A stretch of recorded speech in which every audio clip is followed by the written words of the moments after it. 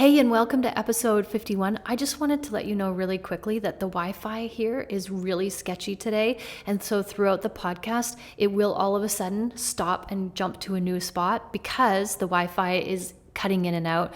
And I can't wait to record it because I'll miss my deadline. So we're just going to go with it and know that if it doesn't make sense, like just happened, like if it stops and then starts in the middle of another sentence, that it's the Wi-Fi and it's not me losing my mind, that this is just how we roll in Costa Rica. All right, enjoy the episode.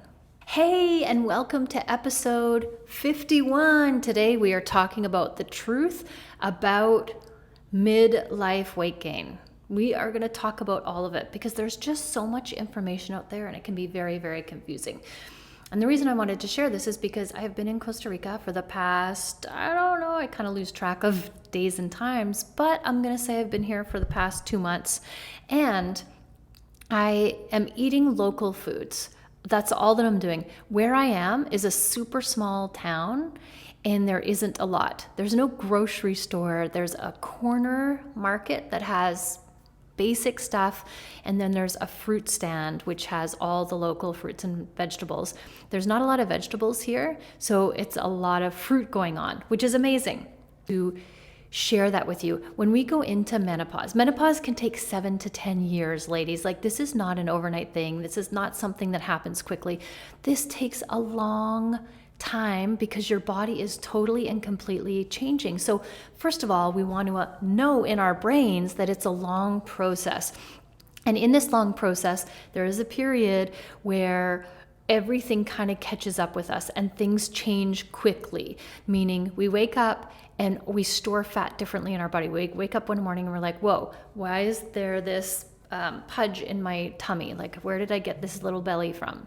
And what's happening is your body is lowering its estrogen output. And so your body changes how it stores fat because of that. Very specifically, when we are in our reproductive years, our body is designed to store fat in the butt and the hips and the thighs because we are designed to have children, to reproduce. And then when we hit a certain age and we are not in our reproductive years anymore, our body is designed to, in classical Chinese medicine, the second spring, we're designed to share our wisdom. But our body is looking for more estrogen and it's all trying to balance itself out. And that is why our body now stores fat in the stomach area, because that's where our body tries to make estrogen in its fat cells. So it's a whole thing. And I am not a scientist, so I don't know the exact science behind this, but I do know that it's happening for a reason. It happens to everybody and your body is designed to do it. But this fat that we store in our belly is a fat that we don't want. It's a more dangerous fat. It's the fat that can lead to a bunch of. Make sure that we are taking care of this and getting back to our natural weight. Over the years, in menopause, women gain an average of like 15 pounds through menopause because of this. Now, what was working before, just one day it doesn't work anymore. And it's not a problem. We just want to make sure that we're aware of it and we're not thinking that it's a problem. This is the key.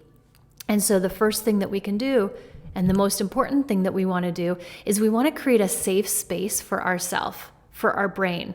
We want our brain to know that this is how our body works and this is supposed to happen, and it's a process. So remember when we were in puberty, our body hormones changed, and at the end of that change, our physical body was different.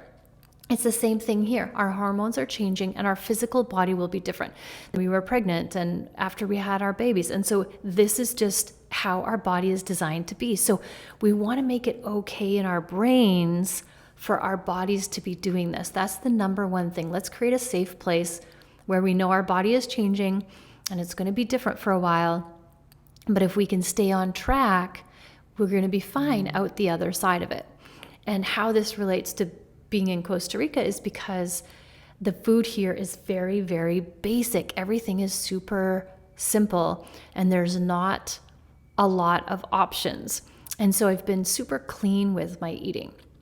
And it's hot here too. So And I'm staying in a place, I'm in a dorm with 3 other women, so I don't have my own space. So you take all of these things, all of these components together, and it makes change for me. And what it makes is really, really specific eating, because I don't really have anywhere to store food. I have a place in the fridge, and I don't want to keep a lot of food in my room because there's a ton of bugs and ants and all that kind of stuff. So we're talking about keeping it really streamlined and easy, because I don't want to be cooking, but I don't want to be eating out all the time, because everything here in Costa Rica is very, very expensive. And I'm here for a long time, so that would add up. So I'm trying to get the basics, the local stuff, the unprocessed stuff, and keep it as simple as possible. And what I've noticed over this time with just doing that, and that makes it super easy, like this is not hard at all. My body has lost weight, but it's transforming itself again.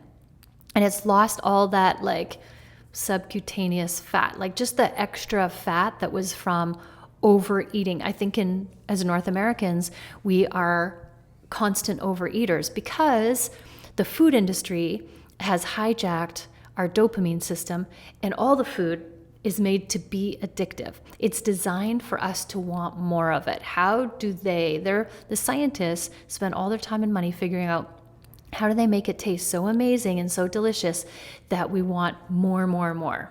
It's not designed to get nutrients into our system or to heal our body. It's just designed for them to sell more. And so first of all, we're fighting this. Our food is highly addictive. It's high in sugar. Sugar is a poison. And it's high in fat and salt, because that's what makes it yummy and delicious and addictive. But there's no nutrients in it. So we have become a society that is overweight but malnourished, which is crazy when you think about it. All the food that we're eating, there's never like a lack of food. And all the food that we're eating, we're not getting the nourishment that we need. So fix that. And so while I'm here, all I'm eating are the local foods that have been grown here. And vegetables are not high on that list. And so I am using a lot of fruit, because fruit grows really well here. Vegetables, not so much. And so my basic diet, I just keep it the same. I keep it very much the same. I'm using food as a fuel source, but I want it to be delicious. So here's what my food on the daily looks like. We'll have a family breakfast. So where I'm staying right now, they give everybody free breakfast, and we sit down at a table together as a family, and we talk to each other, and we introduce ourselves to each other, because people here are from all over the world. I have met the most amazing people on this journey, and the food brings everybody together. So the place where I'm staying does it specifically to build community. That's one of the things I love about this place. Country and how long you're staying here and what you do and all the fun things. And while we're doing that, we are eating a traditional Costa Rican breakfast, which is called a casado. And that is eggs. So it's always the same thing. It is scrambled eggs, rice and beans, and then fried plantains. And it is amazing. It is it is my jam. The other day, there was a woman sitting next to me, and she's like, okay, I'm ready for, something different for breakfast. And I'm like, I could eat this all day, every day, for the rest of my life, because it's just really delicious, but it's so healthy, and it's the way I like to eat. So that's breakfast. And normally I don't eat breakfast when I'm at home. My intermittent fasting window is, like 10, I'll start eating, or 11, but I listen to my body, and then I stop at 6 after dinner. And here I eat because that's when they serve it, and it's a complimentary breakfast. And so I'm going to incorporate that into my lifestyle.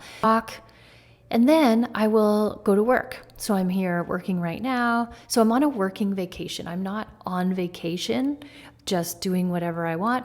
I am here to work and be in a lifestyle of pura vida, which is, it's all good, like pure life. Like go to the beach, appreciate the ocean, be in the glory of the sunset, and just live life on the daily. And that's why they have such a healthy lifestyle, is there are activities built in. Like their life is walking to places. Their life is just eating basic foods, right? Because it's expensive. And it's really expensive in Costa Rica because of the tourism. And the locals have a hard time keeping up because they can't afford what the tourists can afford. It's a whole thing. So And then after a nice beach walk or a swim or boogie boarding or surfing or whatever it is, I work, and then I'll have lunch. And for lunch, they have the cutest mini bananas. I am in love with these things. And I'll have a bowl of fruit. And then I'll work some more because it's really hot during the middle of the day. And then I will have dinner, and that will be a piece of their homemade bread with avocado and tomato on it, or I'll make a big batch of boiled potatoes and hard-boiled eggs so that it's all ready to go, and I just chop it up, and then I'll add avocado and tomato onto that. And if I want a different flavor, I'll add salsa. And it is super simple. And I just eat until I feel satisfied. I'm like, yeah, I feel like I've had enough food. And if after dinner I'm still hungry, I'll have like maybe a banana or something sweet like that just to finish up a piece of fruit. And that's all that I need throughout the day. So there's no snacking. There's no snacking because I don't really have food for snacking. There's nothing processed. The worst part is if I'm using some bread to put the tomato and avocado. Clean whole foods, which is what I'm always telling everybody to eat, clean whole foods. And then I get a beach walk in the evening, sunset walk, or again, I play in the water. So, and everywhere I go here, I don't have a car, I walk everywhere. So my lifestyle is kind of like the blue zone lifestyle. And the blue zone is where the people live the longest, the healthiest, because their lifestyle has movement built into it. They are growing their own food. They're farming their own food. They are walking to town.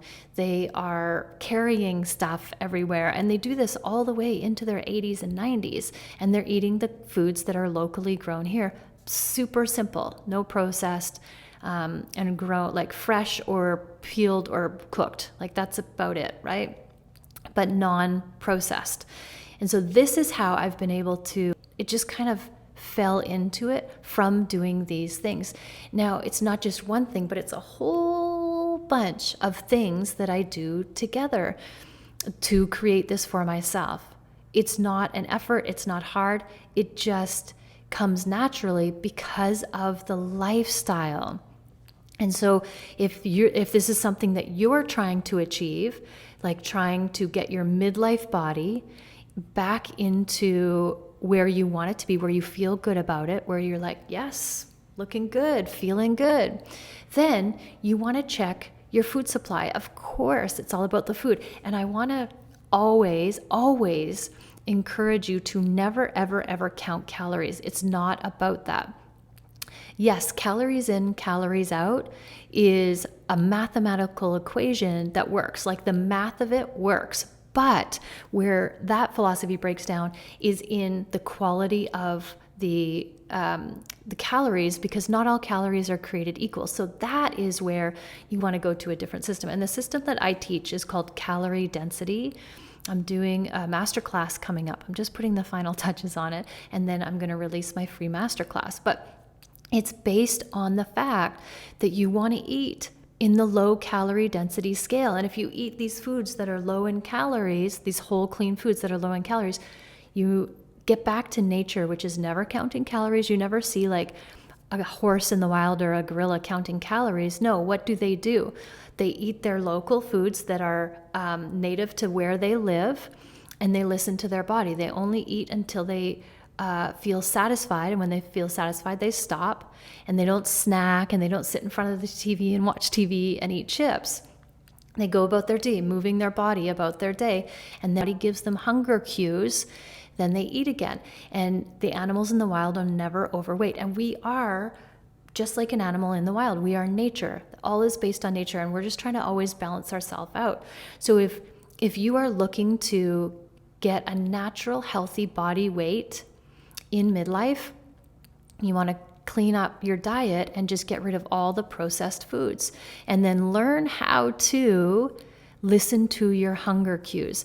This is another thing that has been trained out of us by the social constructs of society, which is socialization of eating. Everything we have around our social skills is based on food. When you think about anything that you're doing, if you're celebrating a birthday, food. If you're at the movies, food. If you're, going to celebrate anything on food, which is not a problem, except for that's the type of food that we base it on. It's all processed foods. So how can you kick all of those to the curb? How can you totally delete any kind of processed food from your diet? And what would that take for you to be able to do that? And probably the first thing that comes up is something in your brain saying, oh my God, that would be hard. I don't know how to do that. Like your brain is going to resist. And that's where we want to start the process, is noticing what our brain is telling us. Because most of the times when we overeat and we eat the processed foods, or most of the times when we're on board, we're on track, and then we fall off track, it's because of an emotional response.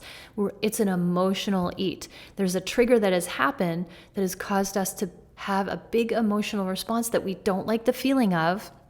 Like say I'm mad, I don't like that, or I'm sad, I don't like that. And that's all it is. That's the only reason why I'm eating. But if I can learn how to process this feeling, if I can learn how to feel all my feelings, then I'm never having to look to food to do that for me. Because as soon as I eat the thing, I've been distracted from the sadness or the anger or whatever, the self-loathing or whatever it is, for about 10, 15 minutes. And then once that food is gone, that feeling comes back in. So we know it's not an answer, but it is just something that we are conditioned to do. It's an emotional response. So we do have these emotions for a reason. So all you need to do is learn how to process the emotions. And this is what I do with my clients. Yes, I can teach you how to eat the best foods for your body. Yes, I can show you how to lose weight in midlife and keep it off forever. Yes, I can give you the skills of how to stop obsessing over weight or what your body looks like. 100%, I can help you with all of that. But where you're going to make the lasting change is in doing the emotional work, understanding how to process emotions. And when people come to work with me, they're all over the scale. Some people know exactly how to process emotions, and other people don't even know what the emotions are. They can't name them. They don't know where they are in their body. And that's not a problem, but that's where you want to start. And so when I work with my clients, this is what I do. I give you all the tools that you need in order to be successful, to lose the weight and keep it off based on a super healthy, sustainable lifestyle, including doing your mindset work so that you're not going to get emotionally triggered and have the emotional eats that send you off the rails, and then you binge eat and you're back to square one again. That's kind of the process where it happens. It's like you're triggered, how emotionally eat, but then when you get to the bigger triggers, like the big, huge ones, can you still stay on track when that happens? Well, yes, you can if you have the tools to know how to do that. So if you're interested in this, reach out to me. I offer a free consult call, and we'll jump on there. We'll find out what's going on for you and see if it's a fit for us to work together. Because I can help you no matter what stage you're in or what goal you're looking for in midlife. I can help you achieve that. And not only can I get you there, like show you how to get there, I'm going to teach you how to maintain that forever and ever and ever, so that you don't need me to always be finding the solution for you. I'm going to teach you how to do it for yourself. You're going to become your own life coach. And then when anything comes up at all, you will know how to deal with it, how to process it. And it won't be binge eating or turning to food or alcohol or any of those things. So if in the show notes. But I really wanted to jump on today to encourage you to keep going, keep moving forward with your health journey, but from a place of healing your body and abundance. It's never from a place of lack or restriction, because as soon as your brain thinks that there's restriction, it's going to freak out and it's going to do the opposite. So you want to come from a place of abundance. What foods will nourish my body? What foods will keep me satisfied? What foods will help heal my body? And the answer is always your fruits and your vegetables, your legumes, the beans, and your carbs. Carbs are our friend. There's different kinds of carbs. Complex carbs are the ones that keep you feeling satisfied. You want to eat those with your fruits and vegetables, because if you just have fruits and vegetables and salads but when you get your complex carbs in there, which are the unprocessed ones, the ones that are least processed. So you've got your rice, you got your potatoes. The best are the sweet potatoes, or any potato with a color to it, purples, the Japanese sweet potato, all of those. The yams, they are so good for you. And not only will they keep you feeling full, but they're delicious to eat. You can do 1,000 different things with them. And You'll never go over on your calorie intake, but you don't have to count calories. But that's the part that will keep you satiated and feeling full. Your rice is in there, your oats are in there, you can have whole wheat pasta in there, but you got to know how to pair it. That's the key. And anything that is a refined carb is a no-go. It's no bueno. So the breads, anything that has been processed, because they've taken all the nutrients out of it, they've taken the water out of it, they've taken the fiber out of it, it's not going to serve you in the way that the unrefined complex carbs are. So you do want to have those carbs. They give you energy and they keep you feeling satisfied. And all of these foods together, if you put them together in the right order, you can just have as much as you want, never counting calories, just listening to your body, and you're going to be so happy, because as soon as you restrict, you're miserable and it's unsustainable. So whatever you do to lose the weight, you have to keep doing it to keep it off. And I just want to remind you that when you go through menopause, what you used to do won't necessarily work. And so you want to really be curious about it and listen to your body, get intimate with your body, and find out what works for you now with this new hormonal balance going on. Now, what kind of food should you be eating? Now, how much should you be eating? Now, what are your hunger cues? What is your emotion place to allow your body to change, allow the shift to happen, allow the hormones to balance out, allow there to be some weight gain? And then as you figure it out, that's slowly going to go away, and you're going to be left with this new midlife body that is fabulous and awesome. And you can eat as much food as you want, as long as it's in the low calorie density scale and you never have to count calories. But the key is loving yourself through it, making it okay. This is supposed to happen. This is who I am. And this is part of the process. Our body is nature. It's genius. And all nature is designed to get back into balance. So if for any reason this isn't working for you, or your body is out of balance, you need to find a way to get it back into balance. And it goes out of balance in 1, too much of something like toxicity, and 2, not enough of something, deficiency. And our job is to figure out what that is, deficiency. And then you have your answer and you will be loving your midlife body. So if you need help with this, please reach out to me. I am happy to jump on a consult with you and see if it's a fit for us to work together. And remember, it's a process. It takes a while. Nothing's gone wrong. Your body is supposed to do this, but you want to love yourself through it. Think about all the reasons why you love your body, all the things it's done for you and created, all the adventures it's taken you on, the humans it has created from scratch. Like, our bodies are amazing. So let's love them through this process. And always, always love yourself first. Thank you for listening, my friends. Have an amazing day.